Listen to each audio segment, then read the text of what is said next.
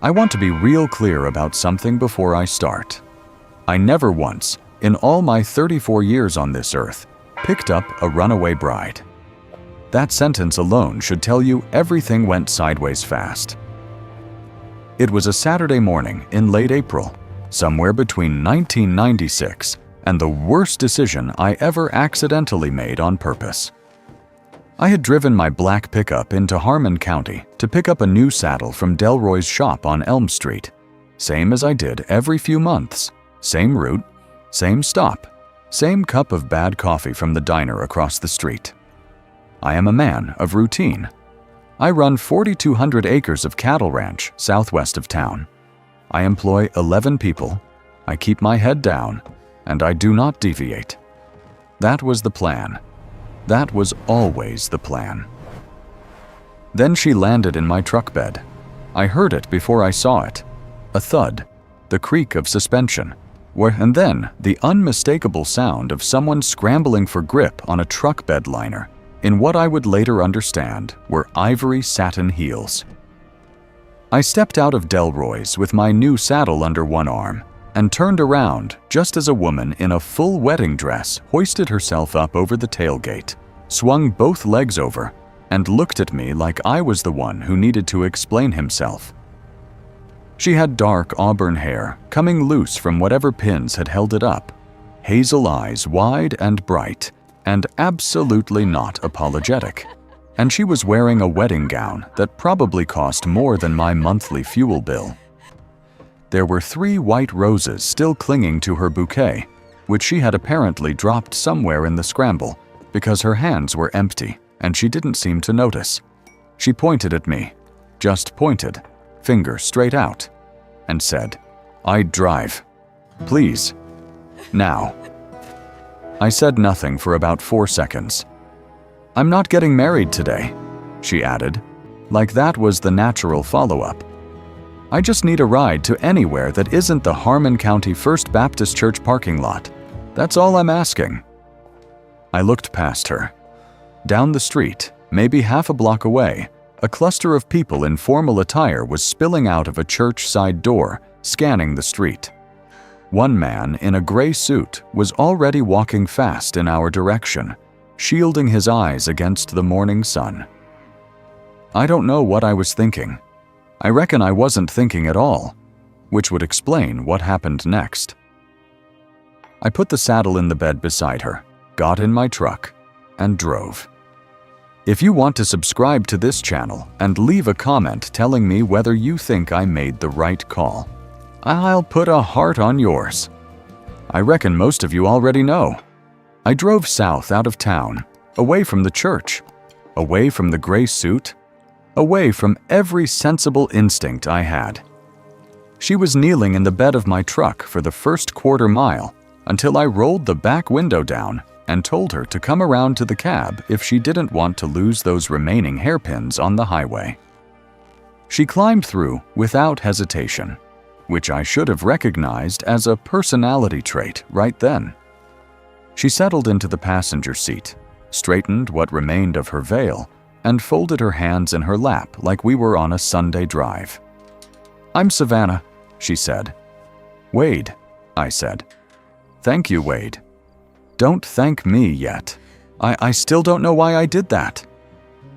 She turned and looked out the window at the flat green fields opening up on either side of the road, the sky stretching wide and pale blue ahead of us, and she let out a long breath that seemed to come from somewhere deep in her chest, like she'd been holding it for a while, maybe months. "Where are we going?" she asked. "My ranch," I said. "It's the only place I know." She nodded, like that was a perfectly reasonable answer, and we didn't speak again for the next 12 miles. I used the silence to think about what I had just done, which did not help. I was a man with a routine, a man with a fence line and a cattle operation, and a clear understanding of where other people's business ended and mine began. She had no business looking that calm in a wedding dress in a stranger's truck. She had no business having those hazel eyes, or that way of sitting completely still like she was conserving energy for whatever came next. And she had no business making me feel, within 15 minutes, like driving away from her problems was the most natural thing I'd done all year. I gripped the wheel a little tighter and told myself it was just the surprise of it. I was wrong about that, but I'd figure that out later. The Callaway Ranch sits behind an iron gate at the end of a quarter-mile gravel drive, flanked by white fence posts and live oak trees that have been there longer than my family has. By most measures, it is the kind of place that announces itself without apology. I have never been embarrassed by it, but I have also never brought a woman home in a wedding dress. So I was paying closer attention than usual to how it looked through someone else's eyes. Savannah sat forward slightly when the main house came into view. It's a 2-story ranch house with a wide front porch, cedar beams, stone facing on the lower half, and a view of the south pasture that in late April is as green as anything I've ever seen. She didn't say anything for a moment. Then she said, "Okay, that's a lot of house." "It's a working ranch," I said, which was not a response to what she'd said, but seemed like the right thing to contribute. "The cows are very impressed, I'm sure." I parked in front of the main house and got out. She opened her own door before I could decide whether I was going to open it for her, which seemed in keeping with the general trend of events so far. She stepped down onto the gravel. I looked around at the yard, the stable beyond the fence, the 2 ranch hands who had stopped what they were doing to stare at her, and then she looked down at herself. Ivory satin gown, bare shoulders, heels sinking slightly into the gravel. And she laughed. It was a real laugh. Not polite, not nervous, just genuine, surprised, a little helpless. She pressed her hand over her mouth and looked at me with those hazel eyes, still laughing. "I don't have anything else to wear," she said. That was when Jake walked over. Jake Merritt has worked for me for 8 years. He is a good ranch hand and a terrible gossip, and the expression on his face when he saw her told me this story was going to be repeated in every conversation he had for the next 6 months. "Miss," he said, tipping his hat. "Hi," she said, waving. "Jake," I said. "I mind your business." "Absolutely not," he said, and walked away, grinning. I brought Savannah inside. My housekeeper Donna took one look at her and immediately decided to help. Within 20 minutes, she'd found a pair of jeans, a flannel shirt, and some boots that nearly fit. Savannah came back out looking entirely different and somehow even more disruptive to my equilibrium than the wedding dress had been. The flannel shirt was mine, an old red one from the hall closet. It was too big, and she'd rolled the sleeves to her elbows and tucked the front in, and her auburn hair was down now, still half-pinned from the ceremony. She looked like she belonged on a ranch. I did not comment on any of this. I made coffee instead. She sat at my kitchen island, stone countertops, on wide windows looking south over the pasture, and wrapped both hands around the mug and told me about the arranged marriage. Her family was old money, she said. Not ranching money, but oil money, which is different in ways I understand, and a few I don't. Her father had made an agreement with another old family, the Whitfields, over a business consolidation that needed a social seal to hold it together. The man she was supposed to marry was named Douglas Whitfield, 41 years old, twice divorced, and had apparently referred to her at the rehearsal dinner the previous evening as a sensible choice, which she delivered to me with a level of calm that suggested she had already processed her feelings about that particular phrase. He said, "Sensible choice," I repeated, to his business partner, about me, at the dinner table. "And your father didn't?" My father nodded. I drank my coffee. "I'm not asking you to solve anything," she said. I'm not asking for anything, actually. I just needed to get out of that parking lot, and I happened to choose your truck, which I appreciate more than I can say. And as soon as I figure out where I'm going, I'll be out of your way." "Where were you planning to go?" She was quiet for a moment. "I'll figure it out," she said. I looked at her across my kitchen island in my flannel shirt, with her hair half up and her coffee both hands around it, and I thought about how much trouble this was going to be, and I said, "You can stay here until you do." She blinked. "You don't know me." "I know you're not marrying Douglas Whitfield," I said. "That's enough." She stared at me for a second, and then that smile came. Not the big laugh from outside. Smaller than that.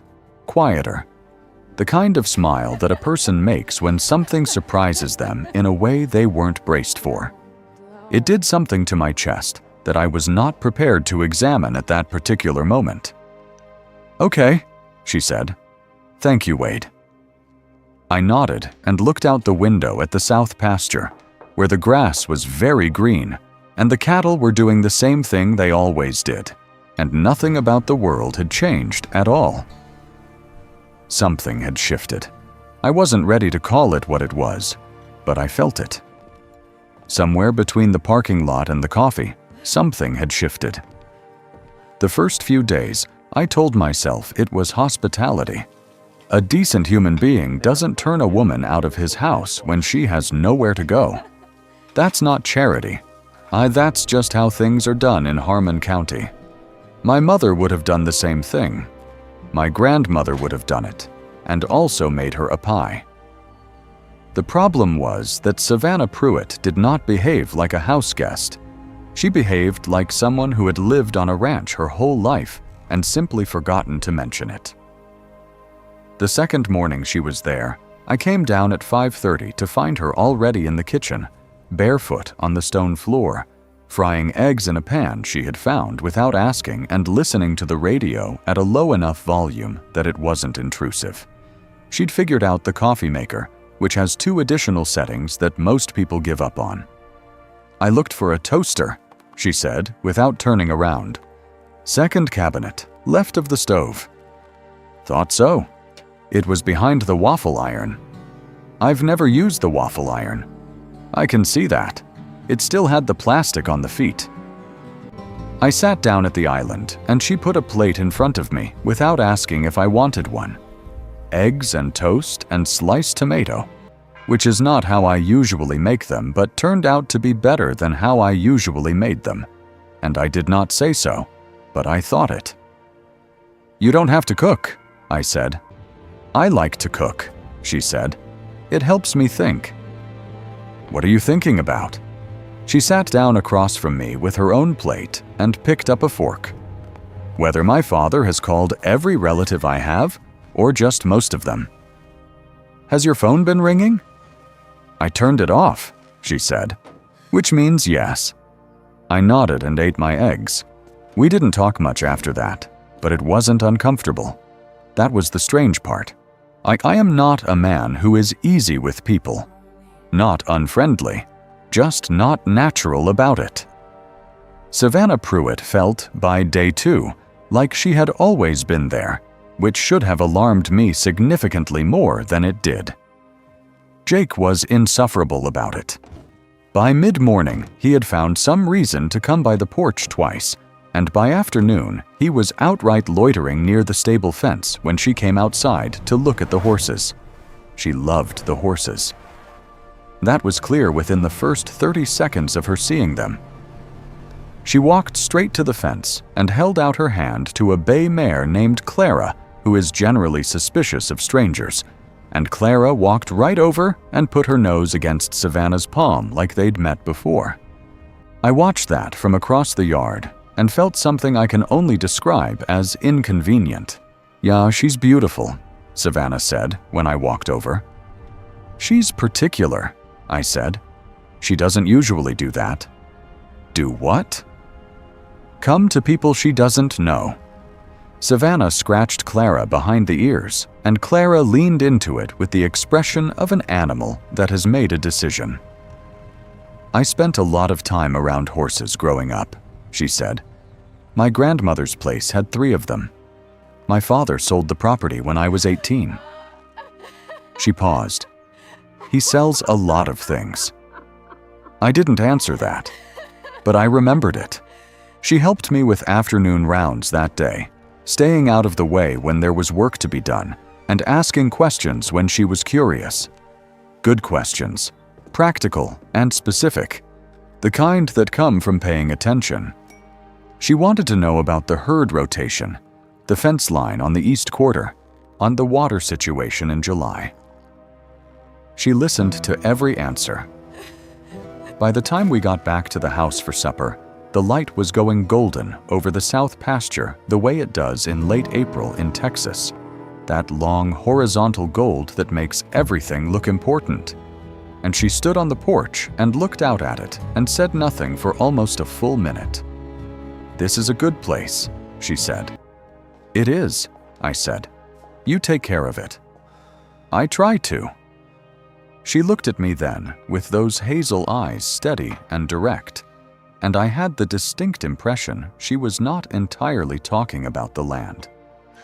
Then she went inside, and I stood on the porch for a moment by myself, and I said something under my breath that I am not going to repeat here because it was not dignified. I had a feeling it was going to be a long week. I had no idea it was going to be the best week of my life. Here's the thing nobody tells you about a woman who walks into your life sideways through a truck bed in a wedding dress. She doesn't leave quietly either. By the end of the first week, Savannah had reorganized my spice cabinet by frequency of use, which no one had ever done, and which turned out to be genuinely convenient. She had also taught Donna how to make a lemon cake from a recipe her grandmother had kept in a tin box, had names for 4 of the horses, and had apparently convinced Jake that the east fence line needed replacing before summer by walking it with him and pointing out 3 weak posts he'd been ignoring for 2 months. I watched all of this happen from a respectful distance and told myself I was just making sure she wasn't causing problems. That was not entirely honest. The truth was, I kept finding reasons to be in whatever room she was in, or whatever field, or whatever section of the pasture she happened to be walking through with Clara following her like a dog. I had never in 10 years of running this ranch done anything that wasn't strictly necessary. I had never taken a walk with no destination. I had never stood at a kitchen window watching the south pasture for more than 30 seconds at a stretch. I was doing that a lot. Her situation was becoming clearer as the week went on. She had managed to call her younger sister by day 3 and establish that yes, the family was in an uproar. Yes, her father was furious. And yes, Douglas Whitfield had announced to several mutual acquaintances that the arrangement had been called off due to a scheduling conflict, which was the most Douglas Whitfield sentence Savannah had heard in her life. And she told me so, in a way that made me laugh for the first time in I don't remember how long. She had savings in an account her father didn't control and had reached out to a college friend in Austin about a spare room. The plan was coming together, sensible and capable, just like her. I did not feel good about it. I didn't say so. I am not the kind of man who speaks before he's sure of himself. But something had changed in my house, and I felt it the same way you feel weather coming. Not the storm yet, but the pressure dropping, the air going still.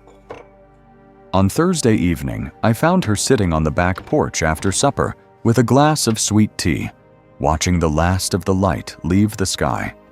I sat down in the other chair, and she didn't look over, but she smiled, just slightly, and said, "I keep thinking I should feel more scared." About what? All of it. Having no plan 3 weeks ago, jumping into a stranger's truck, upending my whole life.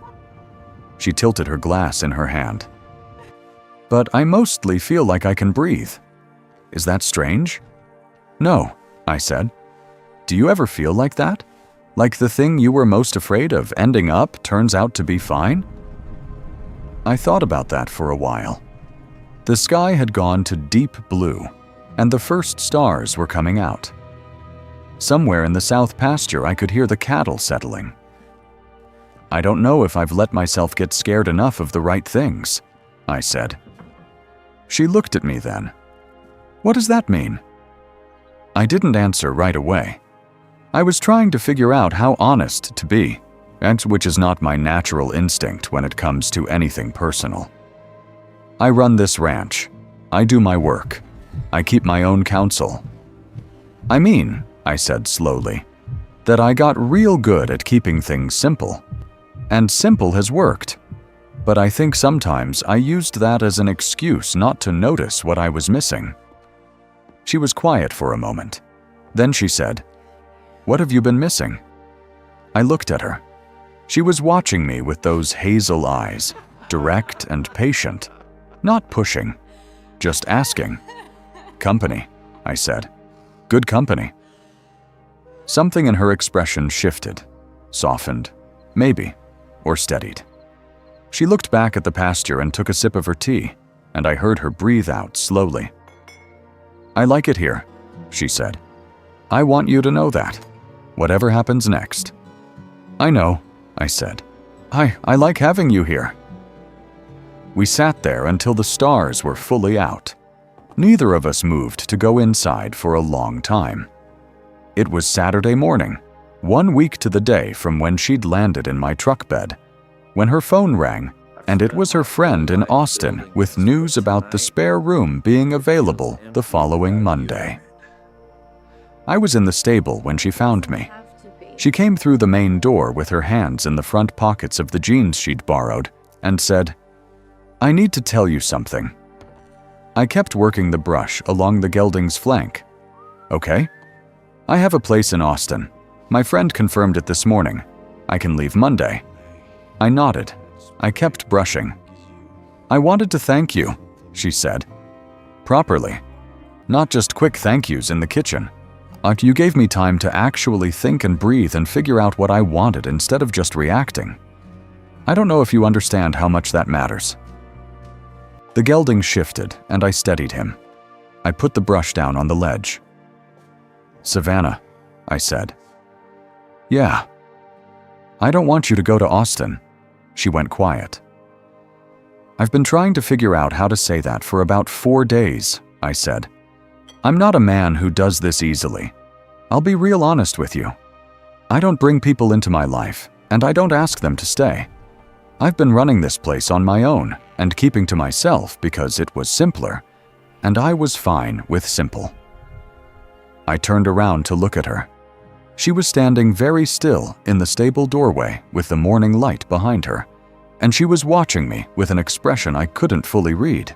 "Ma, but you've been here 1 week, and I've already run this ranch better, and cooked better, and slept better, and laughed more than I have in probably 2 years, and I'd be lying if I said it had nothing to do with you." She said nothing. She was chewing the inside of her lips slightly, which I had started to recognize as a sign that she was thinking hard. "I'm not asking you to stay forever on one conversation," I said. "I'm not built that way, and I don't think you are either. But I'm asking you not to leave Monday. I'm asking you to stay a little longer and let us figure out if what I think is happening here is what's actually happening." She looked at me for a long moment. Outside, I could hear the morning sounds of the ranch, the distant cattle, a tractor starting somewhere, Jake whistling badly to himself the way he always did. What do you think is happening?" she asked. I held her gaze. "Something I didn't expect," I said. "Something real." She walked across the stable and stopped in front of me, close enough that I had to look down to meet her eyes. She tilted her head up at me with that calm, direct way she had, and said, "For the record, I was trying to talk myself into being okay with leaving." "Were you succeeding?" "No," she said. I was doing terribly at it. I laughed. I couldn't help it. And she laughed too. And then she reached up and adjusted the collar of my flannel shirt. She was still wearing my old red one, had been wearing it most of the week, and smoothed it flat against my chest with her palm, like it was the most natural thing in the world. It was the most natural thing in the world. "Okay," she said. I'll stay a little longer." "Good. You're going to have to call my friend in Austin and explain." "I'll do that. She's going to have questions." "Tell her I said it was a scheduling conflict," I said. Savannah looked at me with those hazel eyes wide, and then she laughed so hard she had to brace herself against my arm. And I stood there in my stable on a Saturday morning in April with a woman I'd known for 1 week. And I felt something settle in my chest that I had not felt in a very long time. Like the right kind of weight. The kind you don't want to put down. We spent that Saturday the way we'd spent most of the days before it. Morning coffee, south pasture, Clara following her loose at the shoulder, Jake pretending not to grin every time he saw us walking the fence line together. Nadana made the lemon cake again and left it on the kitchen counter without comment, which was her version of approval. And the cake was still warm when we cut into it after supper, and Savannah said it was better than she remembered it. I watched her at my kitchen table with the evening coming down outside the wide windows, her hair loose and her hands around her coffee. And I thought about how 10 days ago this kitchen had been quieter than I'd ever noticed, and how I hadn't noticed until it wasn't anymore. She stayed past Monday. She stayed through May and into summer, learning to drive the truck on the back roads, getting genuinely interested in the cattle rotation, and having approximately 37 conversations with Jake about the east fence line that resulted in it getting replaced 3 months ahead of schedule. Her sister visited in July, stayed 4 days, and told me privately that she hadn't seen Savannah look like herself in years. By late summer, she wasn't my house guest anymore. She was just part of the ranch, part of the routine, part of the mornings and the long evenings on the back porch, and the way the golden hour hit the south pasture and made everything look permanent. I am not a man given to grand speeches or elaborate gestures. I am a man who shows up, who does the work, who tells you once and means it every time after. So I'll say it plain. I asked Savannah to marry me on a Tuesday evening in September, on the back porch, with the first cool night of fall coming through and the sky going orange over the pasture. She said yes before I'd finished the sentence. I told her she hadn't let me finish.